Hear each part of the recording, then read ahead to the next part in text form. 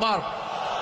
He was a strong mouthpiece of Islamic revivalism. Islamic জাগরণের strong mouthpiece ছিলেন আল্লামা সাঈদী রাহিমাহুল্লাহ। অনেক দোয়া পেয়েছেন। আমরা পড়েছি, এমন জীবন তুমি করিবে গঠন, মরণে হাসিবে তুমি, কাঁদিবে ভুবন। গোটা বিশ্বকে তিনি কাঁদিয়েছেন। আল্লামা যখন ইন্তেকাল করলেন, আমি তখন মালয়েশিয়া থেকে যুক্তরাষ্ট্রে একটা কনফারেন্সে যোগ দিতে যাচ্ছি, কাতার এয়ারলাইন্সে। মালয়েশিয়া থেকে দোহাতে নামলাম।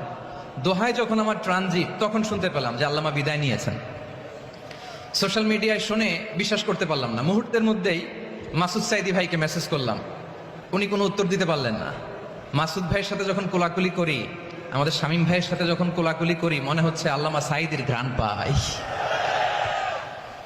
শরীরটা লিটারালি কাঁপছিল, নিজেকে মানাতে পারছিলাম না, বিশ্বাস করতে পারছিলাম যে আসলে আল্লামা বিদায় নিয়েছেন। ইন দ্য মিন টাইম আমার সেকেন্ড ফ্লাইট, দোহা টু নিউ ইয়র্ক, 12 ঘন্টার ফ্লাইটে উঠলাম। ইন্টারনেট থেকে বিচ্ছিন্ন হলাম। নামার পরে শুনলাম আল্লাহু আকবার, যেখানে ওনাকে কবরস্থ করার কথা ছিল সেখানেও কবর দিতে দেয়া হয় নাই। ছবিগুলো দেখতে লাগলাম, হাসিমাখা মুখ, হাসিমাখা নিথর দেহটা।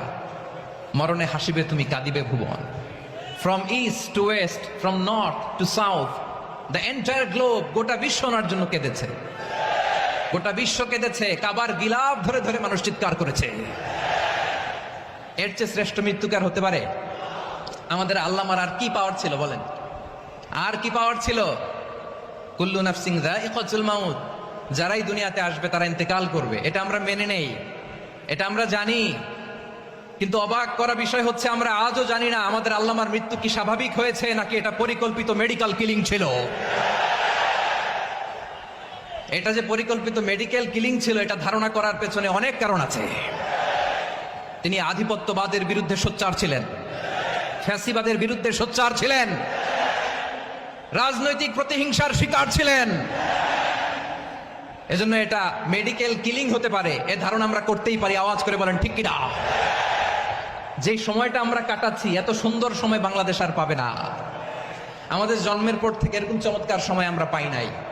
এটাই আসল সময়। আমরা এন্টারিম গভর্নমেন্টের কাছে দাবি জানাই, উচ্চতর তদন্ত কমিটি করে এটা কি হত্যাকাণ্ড ছিল নাকি স্বাভাবিক মৃত্যু ছিল, এই রিপোর্ট গণমানুষের কাছে প্রচার করে জানাতে হবে। এই দাবির সাথে কি সবাই আপনারা একমত? কারা কারা একমত হাত তুলে দেখান।